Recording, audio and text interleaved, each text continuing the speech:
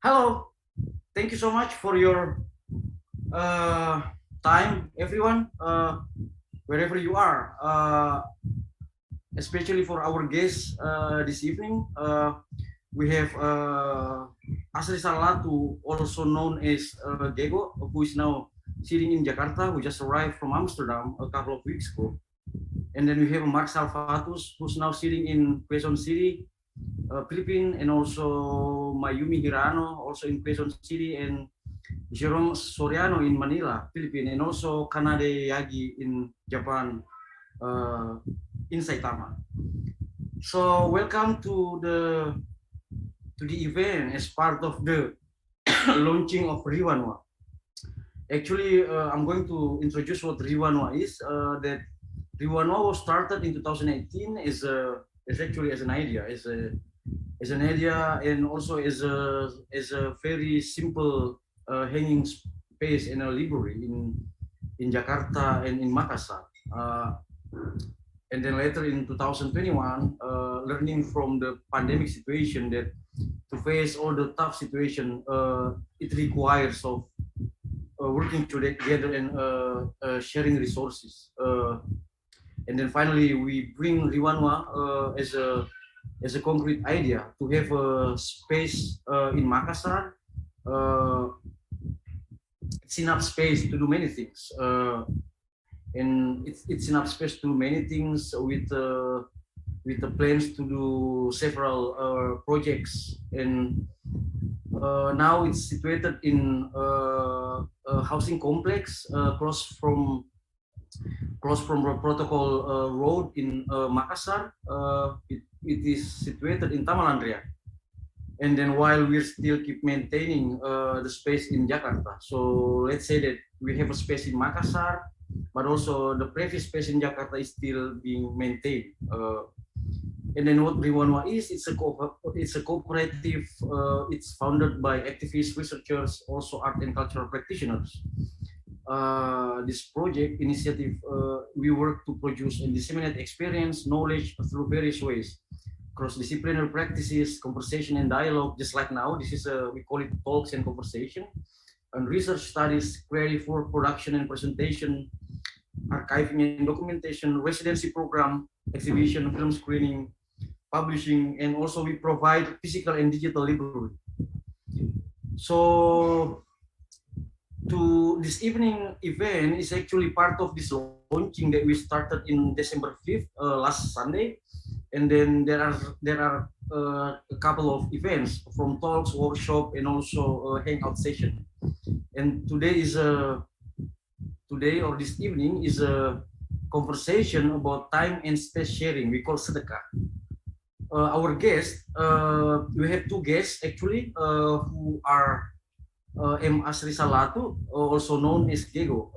He is a lecturer at the International Relations Department, Universitas Hasanuddin Makassar, and also he is a PhD candidate at University of Amsterdam. Gego studied international relations for his undergrad in Makassar, and then as far as I remember, he went to Universitas Indonesia for his master. And then after that, Gego, you can jump in and please correct me if I'm wrong. And then as far as I remember, that he works in a research project in the University of Hasanuddin, in the Center of Policy Studies and Management of Development. At the university now, he's teaching many subjects, from international relations theories to globalization, to gender in international relation, international political economy. And then he's really into facilitation technique. And then it inspired him to join the training of Fibram facilitation and communication organized by British Council. And also he has a band. He has a band where he's acting as a vocalist and also guitar. Now he's pursuing his PhD at the Universiteit van Amsterdam, as I said, and Yeah, and then our guest also Mark Salvatus, who's now sitting in Quezon City, Philippines. Yeah, Mark currently lives and works between Manila and Osaka. He studied at the University of Santo Tomas College of Fine Arts and Design in Manila with degree in advertising arts. Been his works have been shown in many events, from Biennale to from Biennale to many different events throughout in many corners of the world, from Asia Panic in Gwangju to Jakarta Biennale to acting in the present and also to censorship of Move on Asia, which was organized by the Alternative Space Loop in Seoul, and also his work also was shown in Singapore Biennale. In 2012, Mark was awarded the 13th Artist Award from the Cultural Center of the Philippines, and also he was awarded Sovereign Shuni Art Prize from Hong Kong in 2021 and Ateneo Art Awards 2010. And he's invited to join the Philippine Pavilion at the Architecture Biennale 2016 in Venice. Yeah. So our conversation tonight is actually to converse about the sharing culture, as yeah, this act of sharing. In Indonesian there is a word which is really part of the collective memory, which is called sedekah. It's a word from Arabic, which is already part of bahasa Indonesia. The concept of sedekah doesn't only refer to something material or tangible. Sedekah can be referred to something immaterial or intangible, from time, knowledge, experience, information, and other related things. The session sedekah, we invite two people, which are Mark and Ashry, who have stories, how they share their resources, how they share their bed, how they share their living room to the friends around them. And then it's really it was when they were students, like 10, 15, or maybe 20 years ago. So we're going to listen to the stories, which is not to be nostalgic, but also as a how to say, as something that we can recall, that sharing resources is really something that overcome many problems. By their resources, they, as the host, they provide space and time for their closest friend, not only for days, as far as I understand, but not only for days or months, but for years. And the sharing culture in the big cities like Makassar and Manila really affects students to sustain who are far from their own homes. So we're going to start from Ashry first, and then from Ashry we'll move to Mark, and then Ashry will introduce one of his friends who's going to join us, and then later Mark will introduce further Mayumi, Kanade, and Gerome. Ashry, please. Thank you very much, Andan. Thank you for having me. Hi everyone. So I'm so sorry, I'm not at home. I'm now in a cafe in Jakarta. You know, it's crowded, it's noisy, so forgive me about that. So yeah, I think I want to start with the story begins with when actually we have quite a big house. Andan, can you hear me? Can you guys hear me? We can hear you loud and clear, safe and sound. Okay, so yeah, we were fortunate enough that we have quite a big house with two so actually my father was also an activist when during his college. So he used to be a host for students, for their friends, and also his students, and somehow it continues with when I was in the college, when I was a college student. So my father, my mother, and also my siblings, they were like they used to having a lot of people in house, so yeah, that's kind of so I just follow my father. And I remember one time that my mother told my friends that she preferred me not going outside, but she feel it's safe when I stay at home. So she prepared everything for my friends. Everything my friends want, my friend need, she will provide. So I think that's the reason why so many friends come to my house, and not for days, months, but for years. So yeah, I think that's the story. And then Maybe you can also tell us that how it was started. I mean, how it was started. Who are the people who come to your house? And yeah, maybe when I was in high school, it started with I played basketball, very famous sport in Philippines, I think. Yeah, and my father provided half court at my house, so everyone, my teammate, they all come to my house to play basketball. So since then, everyone comes to my house, and also the location of my house, it's kind of like, how do you say, like it's a road, it's a pathway, the connecting alley. So there's no gate, so everyone pass. But actually, that's part of the house, that's part of the yard. So everyone is, passing through. So it's very, very crowded. And then when I was in university, all my friends, because I also active in a student organization, so many of my friends come to my house. We do many things. We talk about the organization stuff. We talk about we study international relations. We study politics. We discuss about everything. We discuss about social politic dynamics in Indonesia and so forth. So I think it was started in 1996, I think. 1995 when I started playing basketball. so when you enrolled to university in 1997, right? As far as I remember. Yes, 1997.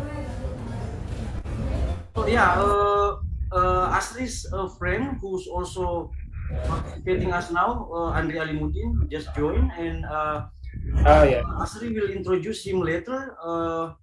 While our technical production layouting the room where we can visualize Andres in the room.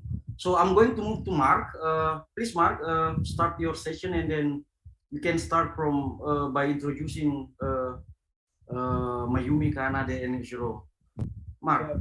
Yeah, thank you, Andan, for this invitation to talk about the idea of sharing. And when you asked me about this, I immediately thought of asking, of course, Mayumi and then Jerome and Kanade to be part of this, because they become part of also the house, not literally like stay here for a long time, but like they literally already know the in and out of the house. So I think to start with that, I will introduce Mayumi. Maybe you can introduce yourself. Okay. Hi. Good evening, everyone. So, how do I explain myself? So, I'm actually married to Mark. So I'm a wife. So I think it's maybe I'm in a permanent residency with Mark Salvatus. That's a connection to the space. Maybe. And then invite Jerome to introduce.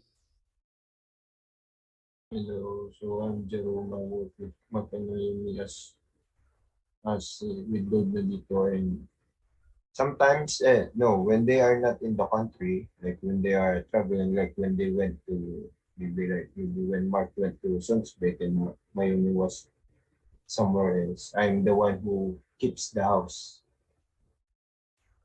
And make party. Yes, that's also. If there's nobody there, I invite my friends and we have a party. No one knows. That's good. And then Kanade.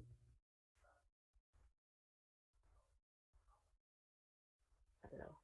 Hello, I'm Kanade. I'm in Japan now. And yeah, I also sometimes stay their house when they are not there, or sometimes we are together too.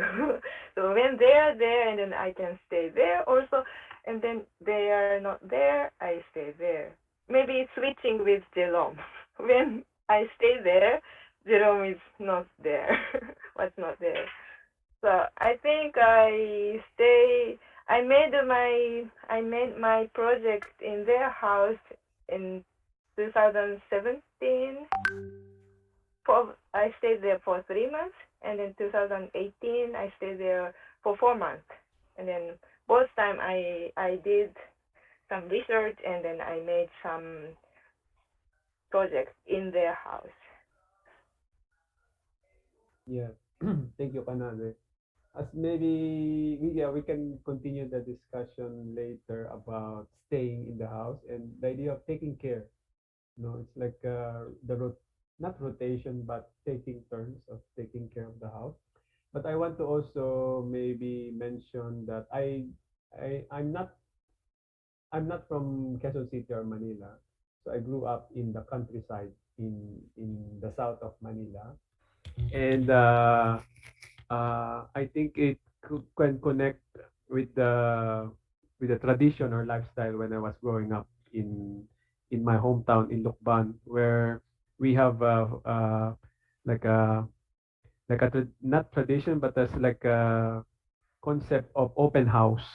Like we have also a festival called Pahiyas Festival, wherein literally everyone can go inside the house and eat their food for free and go like it's a harvest festival, and it's a pagan tradition, but of course when the Spanish came, they changed the festival into a Catholic tradition. But now it's now becoming like a tourist concept, like a festival.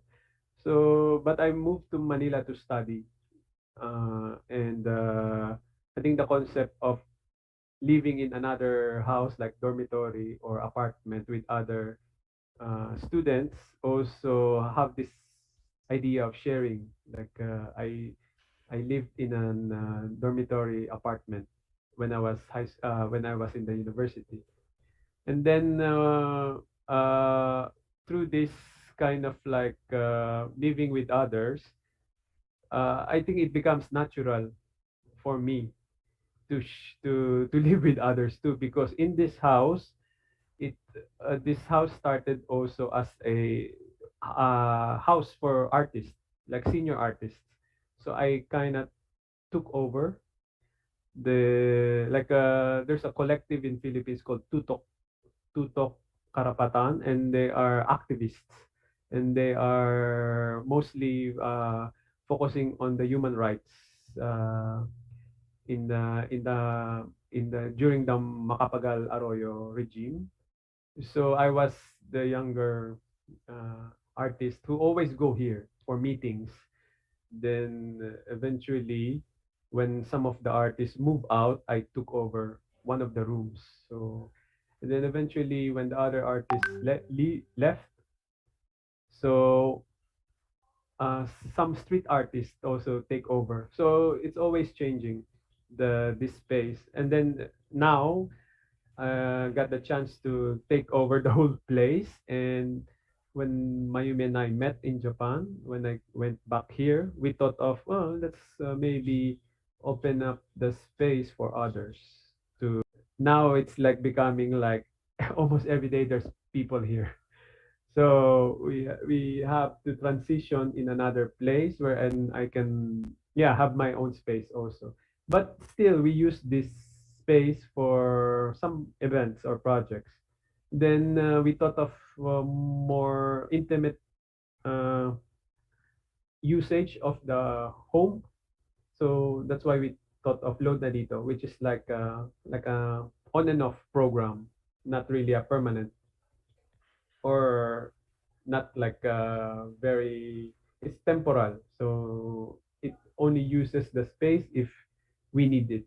So, and then eventually Kanade came, but Kanade went to our another house, actually nearby here, 87C. So actually, Kanade lived in our house in another separate house. And then Jerome become part of 98B during the initial stage of 98B as a young artist. He was a fresh graduate of fine arts. And then he is interested in the idea of connectivity and art and organizing also. So through that, he became part of our project. Yeah, thank you, Mark, for your first. Yeah, some actually some questions also. Maybe we can start to converse about this. That as you mentioned that there was also Ashry mentioned that it came from his parents. How to say? From his parents. Culture that always sharing the house for many people, as part of the circle, can be friends, can be families, or can be. But this is very interesting because maybe in some culture, let's say in some cultures, it's only applied for the family members. But what's interesting is that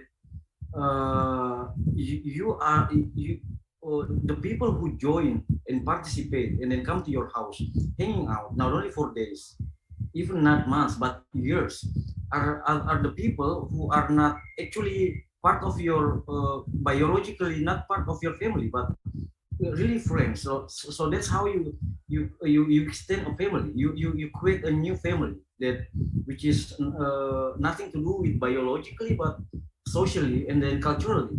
You're creating a new family. So maybe we can also start from that notion.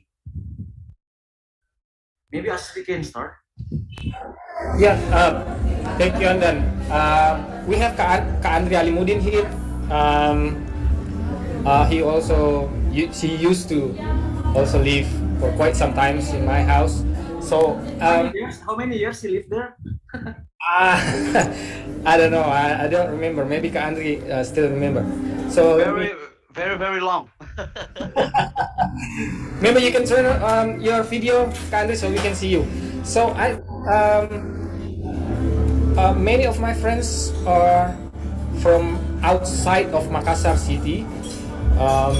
They don't have, as far as I remember, they don't have a home house in Makassar because they are from outside Makassar. So they go to Makassar for study. So they stayed in my house.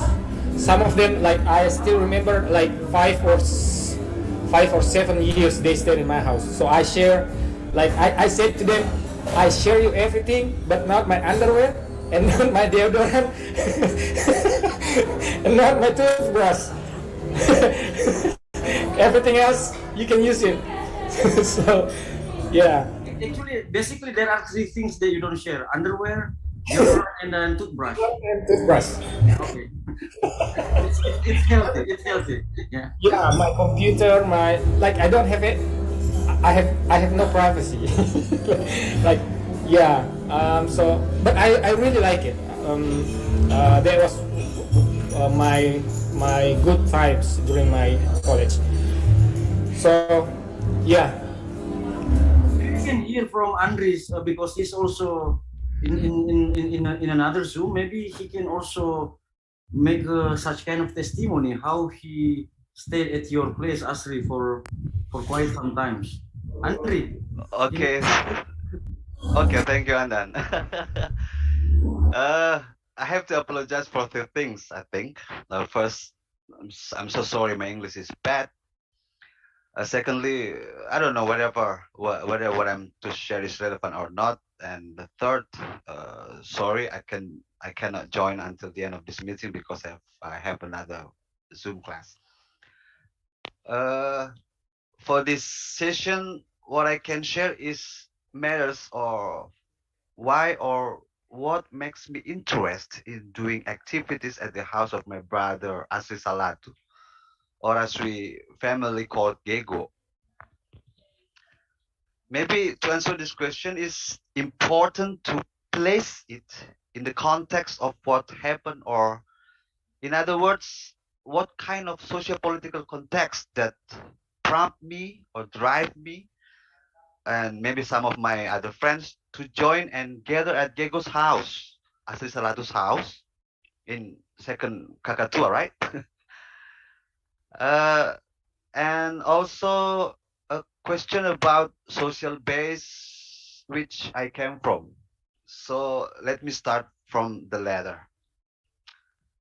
I come from Palopo town. Yes, town. Not city, closer to town. Palopo town, more than 400 kilometers from Makassar, capital of South Sulawesi. Small town, but very heterogeneous. I was born in Sorowako, the area where the International Mining Corporation, INCO company, operates, which is inhabited by many expats. And I and my family then moved to an area in the Palopo town, which is inhabited by various ethnicities and religions. Both of my parents are Buginese, like Andan. But in the kampung, sorry, I have to use this term because it's a specific term, refers to the type of settlement in Southeast Asia. But in the kampung we live in, most of my friends are Javanese. Many of them still maintain a syncretic culture, and ethnic Toraja or Torajan, who are mostly Christian, and a few Balinese who are Hindu. My father is a follower of Muhammadiyah, a modern variant of Islam in Indonesia, and my mother is a follower of the more traditional Islam. So I'm used to live between those values tensions.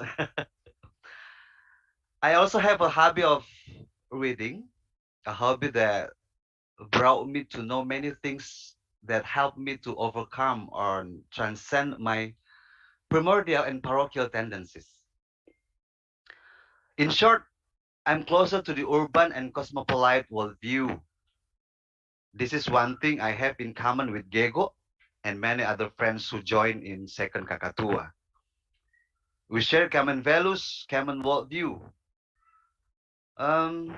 My family is a lower middle class, and I'm lucky in my family's difficult economic situation. I can go to the college. When I was studying at Hasanuddin University, Makassar, I did not have any significant problems socializing and interacting with people from different backgrounds. On the other hand, I think it's a matter of context. I became a student in 1995. So please don't let me tell you the years I was born. No, we know that you were not born before century, right? Right. I became a student in 1995. I think it's the last years or period of Suharto's authoritarian regime. I and most of us, most of our friends who joined in Second Kakatua, can feel and realize the strong demands for democracy. Well, there are at least two problems arise here. First, our college, particularly in faculty social and political science, as under now, are college that teach dominant perspective. Dominant perspective is our modernization theory and positivism of science, right? And then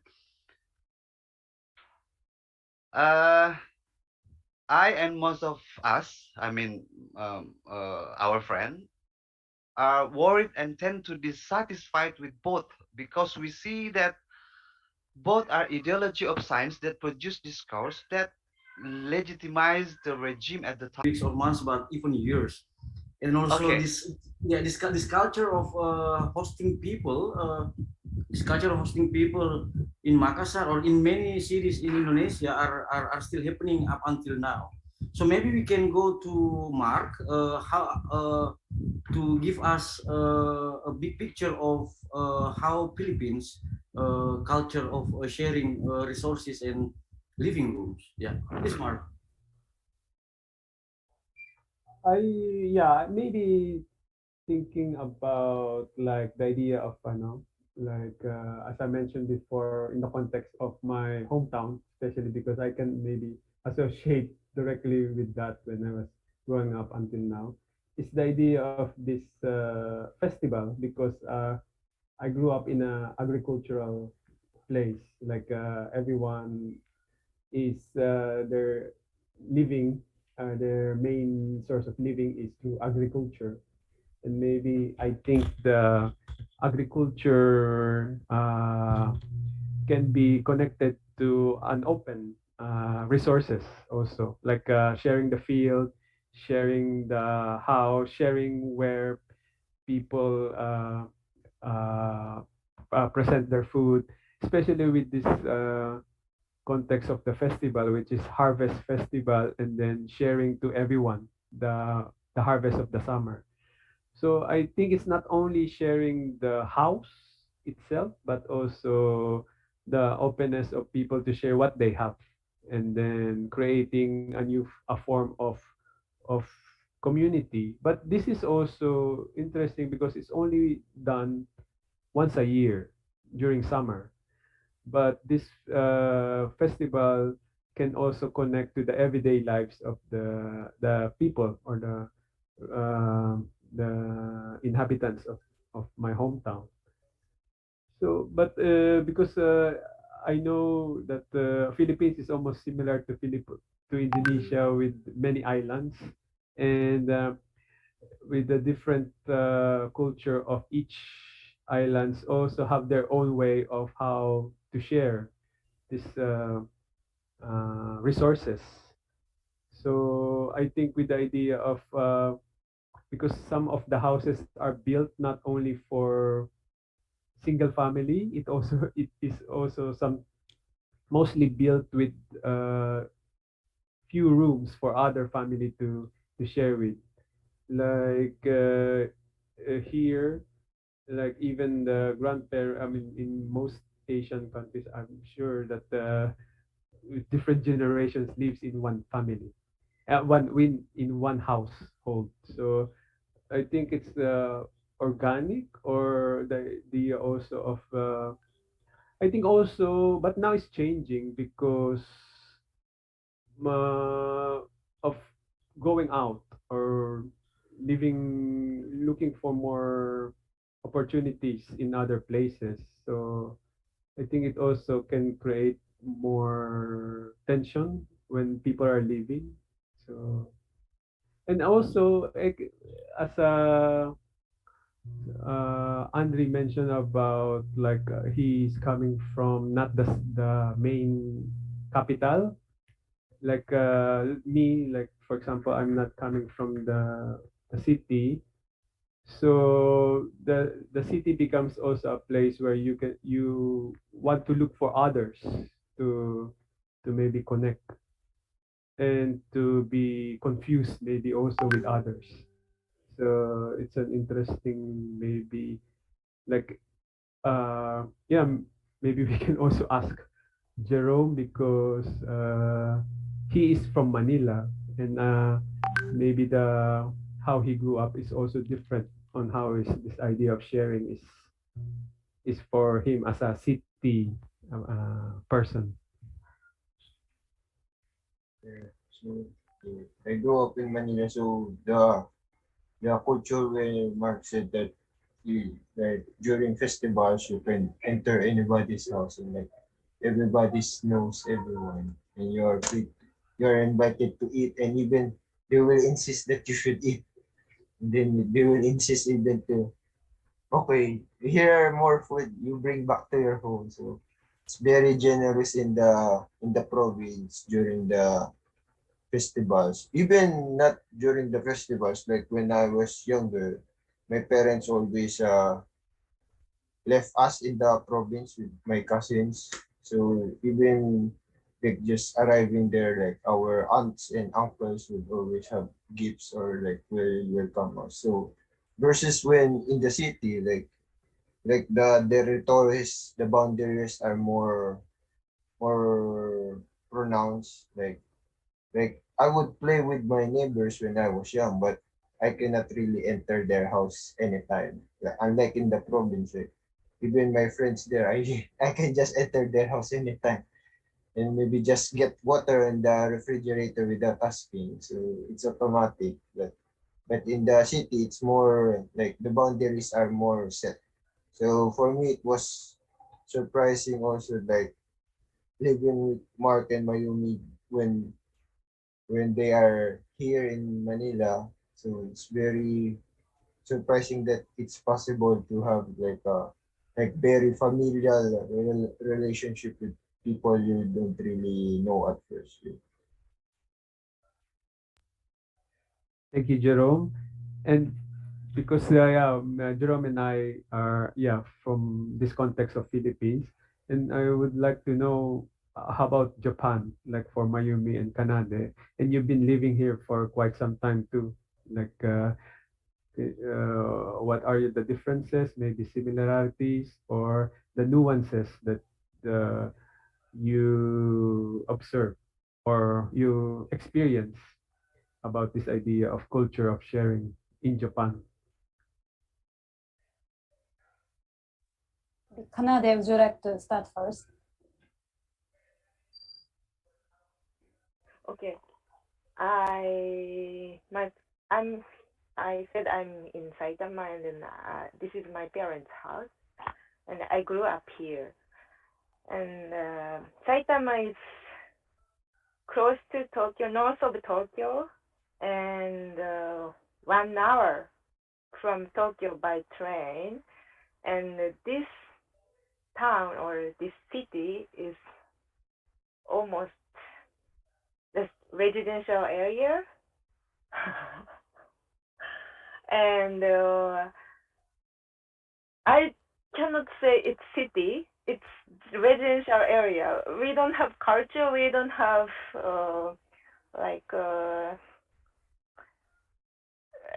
shops, restaurants. We have shops, restaurants, but there is no culture.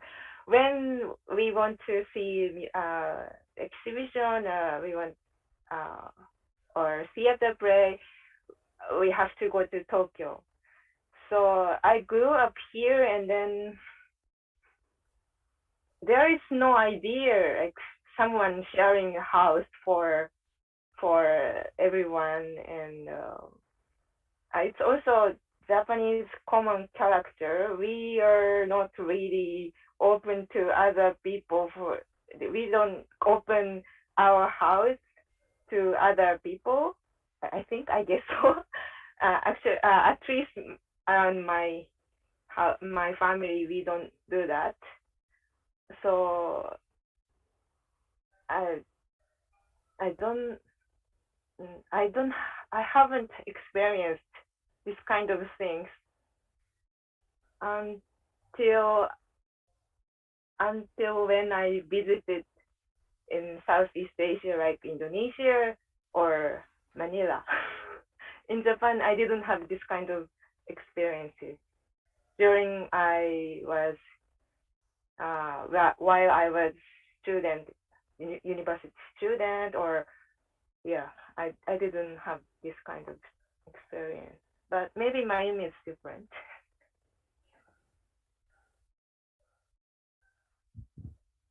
I agree with you, Kanade. I think especially in the urban context in Japan, the doors are closed.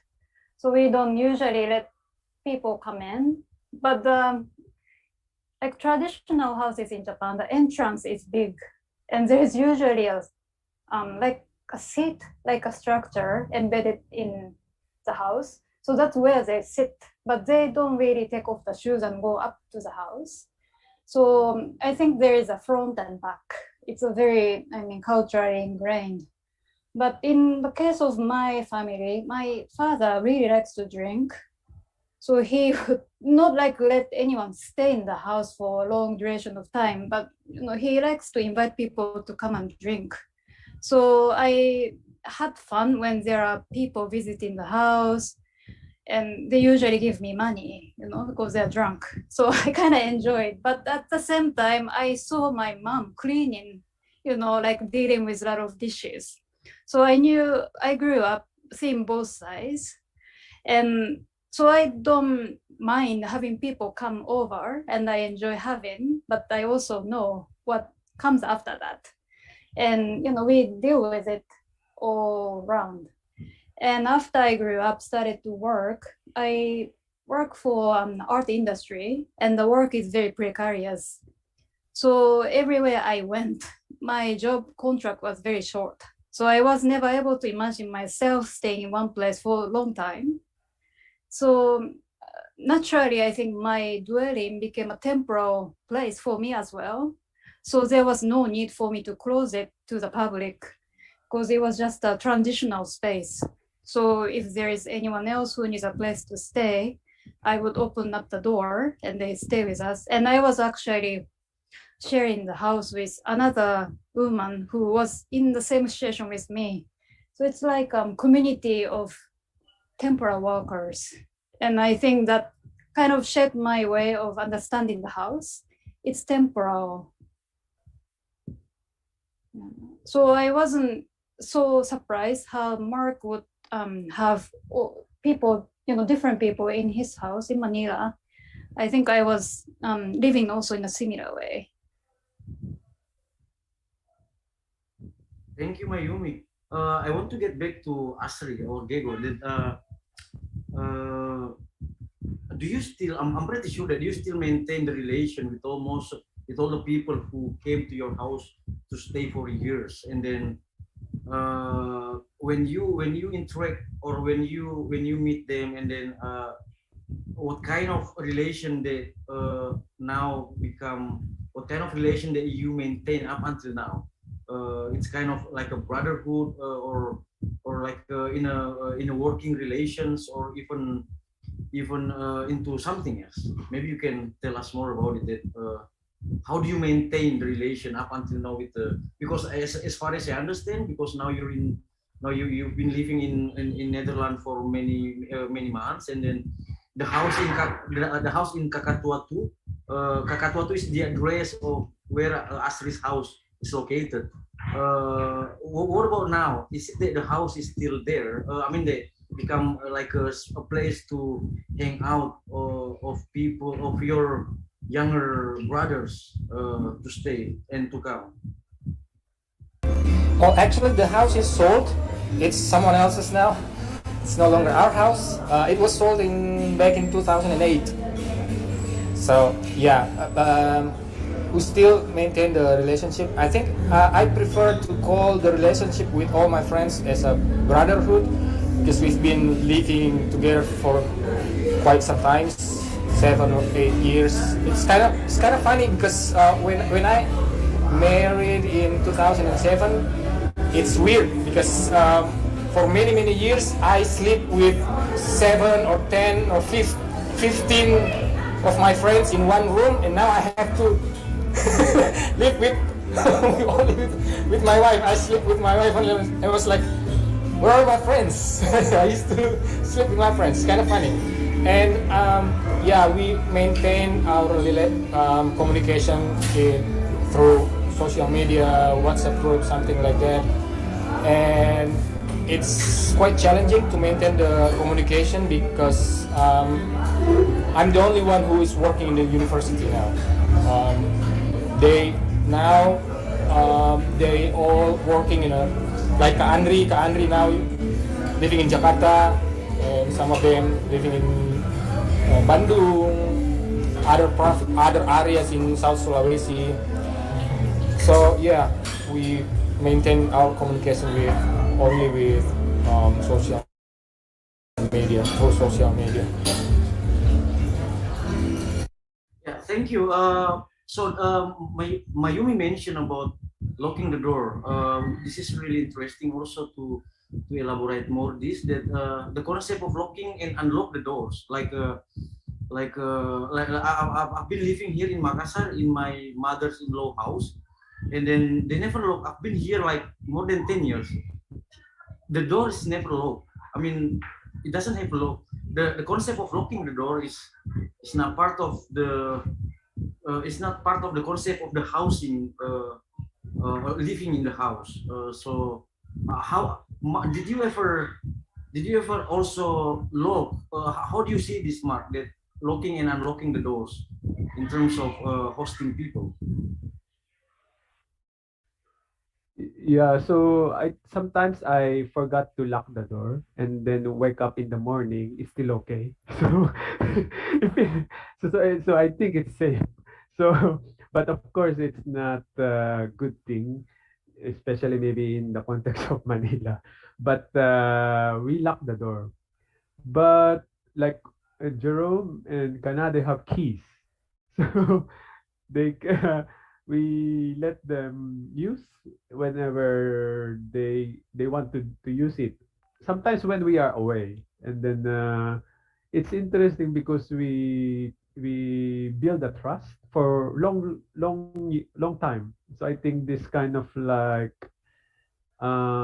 because but we don't live together, but we don't like stay together in one place. Maybe one time we always have here dinner and casual conversation in the house, but having this key as a metaphor maybe also of like to open and lock is nice as a idea of as Ashry mentioned brotherhood, but maybe we call it family, so or extended family. And it also takes a lot of not only because we don't speak the same language, like I don't speak Japanese, and Mayumi and Kanade don't speak much Tagalog. Mayumi is learning a lot Tagalog, a Filipino. But translation is another term of maybe unlocking because it takes time to have this translation in the form of maybe openness and trust and everything. So I don't know if it's connected to the locking and unlocking, but it's like the idea of you unlock the next stage of the game, something like that. Actually, how was it in Kakatua too? Did you ever lock the door? Because I believe that people keep coming, never stop 24 hours, even in the dawn, like at 5 o'clock in the morning, people keep coming, just come to lay down and then sleep for an hour and then go away and then something. Did you ever lock the door? Yeah, that's very interesting because we have a two-story house, and at first we only have two doors, the front doors and the back door, and I don't remember in what year my father built another door only to go to the second floor. So that door never locked. But the other two doors, they locked it because you can enter the first floor of the house, and that's where my father and my mother and my sister rooms located. So my father built another door to go straight to the second floor where all my friends are. So that door never locked. So everyone just come, even in the middle of the night, like 4 a.m. They have a code, like, oh, someone is coming. So okay, they can just go out. That door is never locked. Andan. Yeah, thank you for this explanation on locking and unlocking, and I think that it will wrap up our conversation this evening because we've been an hour to converse about this sharing time and space. But before we close, maybe Mark, Ashry, Kanade, and Gerome and Mayumi want to say something like as a closing remark before we close. Yeah, maybe Kanade, you want to talk about the walls and the spirits of the house.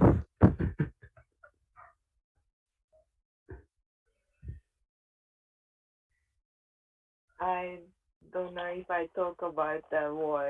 It takes a long time, so it's not good for the short time. But yeah, what Max said is about my project I've done in Rodonadito in their house, Mark and Mayumi's house, and I wanted to repaint the wall in their house, and I tried to, what do you say, peel out the old paint, and then I found something very abstract image, and then I was doing research about Filipino spiritual practices, and the healers sometimes use abstract image from daily materials like egg or candles or charcoal and diagnose patient's illness or something. And I was really interested in that healer's practices, and I wanted to make something new way, my version of that healer's way method. So I used that abstract image on the wall before I paint, because I needed to paint at last. But before I paint, I used that image. At that time, they were not there actually. So yeah, I was only the one I stayed in the house. So I used that abstract image on the wall, and then I made a performance in their house.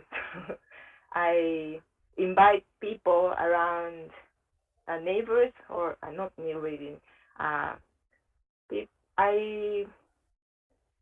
invite two performers, and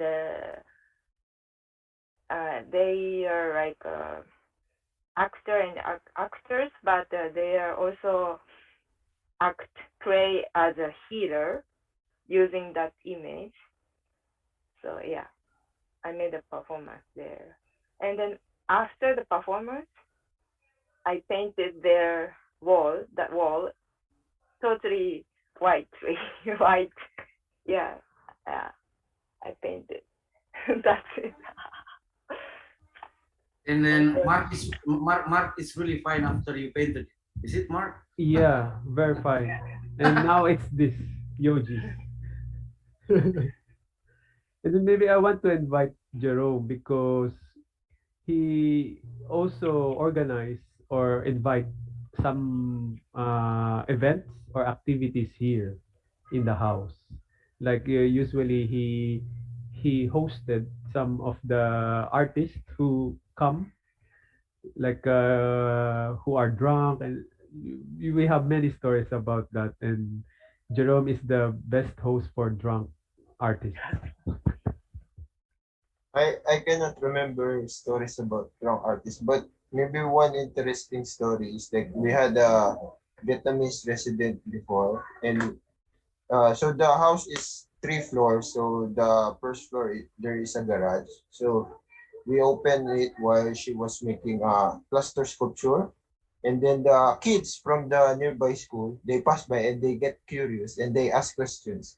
So the artist kind of have to explain her work in a very like understandable way for them, and then the kids started showing her K-pop, and then also some other neighbors come, and then like a neighbor from the nearby store help her in some of the works, and also they were also like helping like troubleshoot the artwork because we were having some problems working with the cluster. So it's very like how do you say, like unexpected help. Thank you, Jerome. Mayumi, you want to like last before closing about hosting maybe? Yeah, I think Andan has mentioned several times, but I think Kanade and Jerome has become like our family. Both of them saw our child also growing up. And Jerome and Kanade are like uncle and what's tita? Auntie or sister or brother. So it's not just this place, but I think we share lots of time together, and also we see the changes. So I mean, that's something that we can't make or forge in one night. No, so I think for that reason, I appreciate this house for being so open. Thank you, Mayumi. Ashry or Gego, do you want to say something for the closing? Yeah. Actually, I would like to invite Kak Andri. Maybe he can say something about Kakatua Dua. For me, I think if I have the opportunity or the resource that I can build another house, another Kakatua Dua, I will definitely build a house. Will share a space for my son's children, because I think, as far as I remember, me and my friends were very creative when we together, but now I think I lose that capacity, I lose that skill, maybe because I'm not surrounded with many people now, not with my friends. So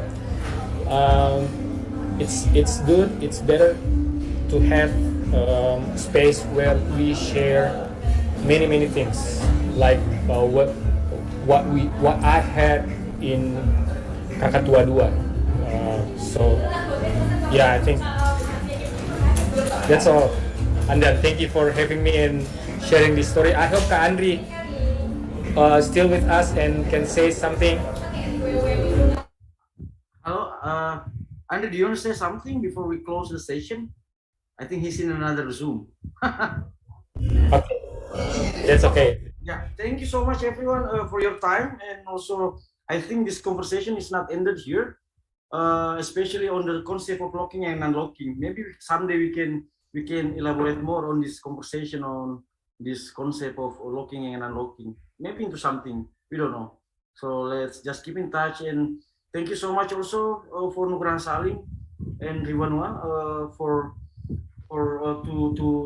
to assist us to this evening, so we can have this conversation. Thanks again, Salvatus, Kanade Yagi, Gerome Soriano, and Mayumi Hirano, and Ashry Sallatu, a.k.a. Gego, and Andre Alimudin for your time. See you next time, and then stay healthy, and then bye. Success for Riwanua. Bye.